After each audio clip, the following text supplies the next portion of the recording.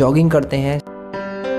हर कोई इंसान अपने जीवन में दौड़ता ज़रूर है कभी ना कभी, और दौड़ते समय कई लोगों की सांस भी फूल जाती है। दोस्तों, एकदम से तेज़ भागना शुरू करना या फिर दौड़ने से पहले खुद को वार्म अप ना करना, इन दो के अलावा सांस फूलने का सबसे आम कारण जो है वो है दौड़ते समय सही सांस ना लेना। जी हाँ दोस्तों, एकदम से तेज़ भागोगे तो भी आपकी सांस फूलती है, और अगर आप वार्म अप नहीं किया है अपने पहले तो भी आपकी सांस फूलती है। ये दो तो सबसे आम कारण जो है इस चीज़ के हैं, सांस क्यों फूलती है।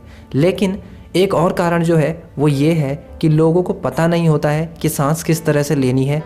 दौड़ते समय सही तरह से अगर आप ब्रीथिंग नहीं करेंगे तो आपकी सांस ज़रूर फूलेगी। ये भी एक रीज़न है, इसी रीज़न पे हम बात करेंगे। दोस्तों, जो नए रेसर होते हैं, नए धावक होते हैं, या फिर जो लोग जॉगिंग शुरू करते हैं शुरू में, उनके अलावा कई अनुभवी धावक भी हैं जो दौड़ते समय सही सांस नहीं लेते हैं और अपनी परफॉर्मेंस को गिराते हैं, और वो इस बात को नहीं समझ पाते हैं कि इसके पीछे रीज़न यही है कि वो सही तरीके से सांस नहीं ले रहे हैं। यदि आप जल्दी कम गहरी सांसें लेते हैं तो इसका मतलब है कि आप ना तो सही से ऑक्सीजन ले रहे हैं और ना ही ढंग से कार्बन डाइऑक्साइड छोड़ रहे हैं। इस तरह आप केवल फेफड़ों के ऊपर के हिस्से का इस्तेमाल कर रहे हैं, यानी कि आपका फेफड़ा जो है वो काफ़ी बड़ा होता है, उसके ऊपरी हिस्से का आप इस्तेमाल कर रहे हैं, और फेफड़े के इस ऊपरी हिस्से में ऑक्सीजन और कार्बन डाइऑक्साइड के आदान प्रदान के लिए कम मात्रा होती है। जी हाँ, पर जब आप नियंत्रित और गहरी सांसें लेते हैं तो ऐसे में सांस लेने और छोड़ने की प्रक्रिया सुचारू रूप से हो पाती है। जी हाँ दोस्तों, गहरी सांस लेना बहुत इम्पोर्टेंट है।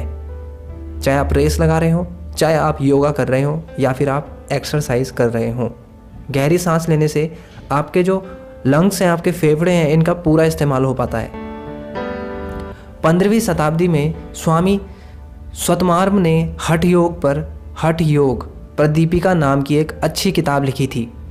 उन्होंने कहा है कि जब हम छोटी सांसें लेते हैं तो हमारा दिमाग भी अस्थिर होता है, पर जब हम गहरी सांसें लेते हैं तो हमारा मस्तिष्क भी शांत होता है और व्यक्ति को लंबी आयु मिलती है। इसलिए किसी व्यक्ति को सबसे पहला प्रयास सांसों को नियंत्रित करने का करना चाहिए। यह बात धावकों पर भी लागू होती है। आपको गहरी लंबी सांसें लेनी चाहिए, पर साथ ही साथ यह भी समझो कि जितनी बेहतर तरीके से सांस लेते हैं उतनी बेहतर तरीके से सांस को छोड़ना भी आना चाहिए।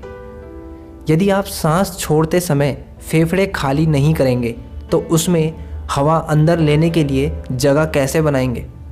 जी हाँ दोस्तों, अगर आप सांस देखिए, ये फैक्ट तो आपको समझ में आ गया होगा कि आपको लंबी सांसें लेना बहुत ज़रूरी है।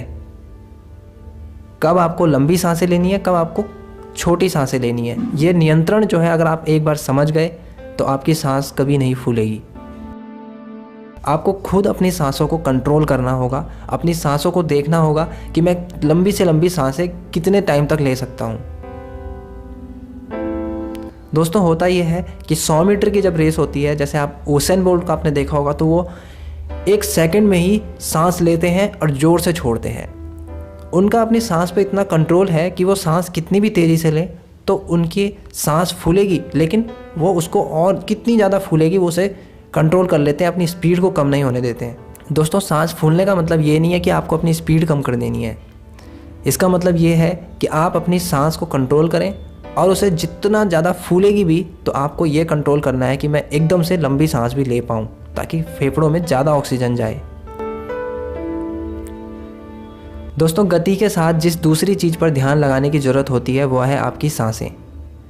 गहरी लंबी सांसें लें और गहरे लंबे श्वास छोड़ें, यानी कि जितनी लंबी लेंगे उतनी लंबी छोड़ें भी। इससे आपकी मांसपेशियों को आराम मिलेगा। सामान्य गति में दौड़ते हुए आप बात कर सकते हैं, लेकिन जैसे जैसे गति तेज़ होती है आपकी सांस लेने की प्रक्रिया भी प्रभावी ढंग से तेज़ होती जाती है। गहरी सांस लेने के अभ्यास से आप न सिर्फ सांस छोड़े बिना लंबा दौड़ पाएंगे, बल्कि तेज़ और प्रभावी ढंग से भी दौड़ पाएंगे। कुछ ज़रूरी सलाह व निर्देश को अपनाकर आप खुद को प्रभावी धावक बना सकते हैं। दौड़ लगाने से पहले के 5 मिनट चलते हुए आप केवल अपनी सांसों पर ध्यान लगाएं। हमारी सलाह यही होगी कि आप गहरी लंबी सांस लें और उसे 1 या 2 सेकंड के लिए रोक कर रखें और फिर सांस बाहर छोड़ें। सांसों को नियंत्रित करने का अभ्यास करने के लिए यदि किसी एक व्यायाम को चुनना हो तो हम आपको प्राणायाम करने को कहेंगे। कपालभाति प्राणायाम करने से आपको अच्छा महसूस होगा। इससे आप एक सामान्य सी बात सीखते हैं कि आप सांस के जरिए उतनी ही हवा अंदर ले सकेंगे जितना आपके फेफड़ों में हवा के लिए स्थान होगा। जी हाँ, ऐसे में अधिकतम हवा अंदर ले जाने के लिए आपको सांस द्वारा हवा अच्छी तरह बाहर निकालनी होगी। सांस लेने की प्रक्रिया आपकी मांसपेशियों को आराम पहुंचाती है। आपके पोस्चर को सही रखते हुए दौड़ना भी सही सांस लेने की प्रक्रिया को बढ़ावा देता है। जी हाँ दोस्तों, आप सही तरीके से सांस लेंगे तो आपकी बॉडी का जो पोस्चर है, जो मूवमेंट होगा, वो भी बिल्कुल सही तरीके से होगा।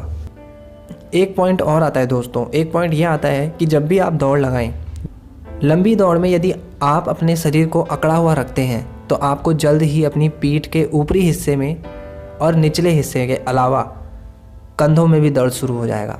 थकावट और दर्द का अनुभव होगा। इन्हीं हिस्सों में अधिक तनाव होने से आप कम गहरी और तेज़ सांसें लेते हैं और तेज़ नहीं दौड़ पाते हैं। तो दोस्तों, ये भी गलती ना करें। अपनी बॉडी को रिलैक्स रखें और सांसों पर कंट्रोल करना सीखें। लंबी सांसों का प्रयास करें। दौड़ने से पहले लंबी लंबी सांसें लें ताकि आपके फेफड़े में ज़्यादा ऑक्सीजन जा सके। तो दोस्तों, मैं उम्मीद करता हूँ आपको समझ में आ गया होगा कि दौड़ते समय सांसों पर कंट्रोल कैसे करना है और कौन सी गलतियाँ नहीं करनी है। तो दोस्तों, आपको वीडियो अच्छी लगी हो तो वीडियो को लाइक ज़रूर करें और अपने दोस्तों के साथ शेयर भी करें। जो लोग दौड़ते हैं उनके साथ शेयर करें ताकि वो भी इस चीज़ की इम्पोर्टेंस को समझ सकें कि दौड़ते समय सांस लेने की प्रक्रिया कितनी इम्पोर्टेंट होती है। तो फिर मिलते हैं हमारी अगली वीडियो में। तब तक के लिए हमें दीजिए इजाज़त। धन्यवाद।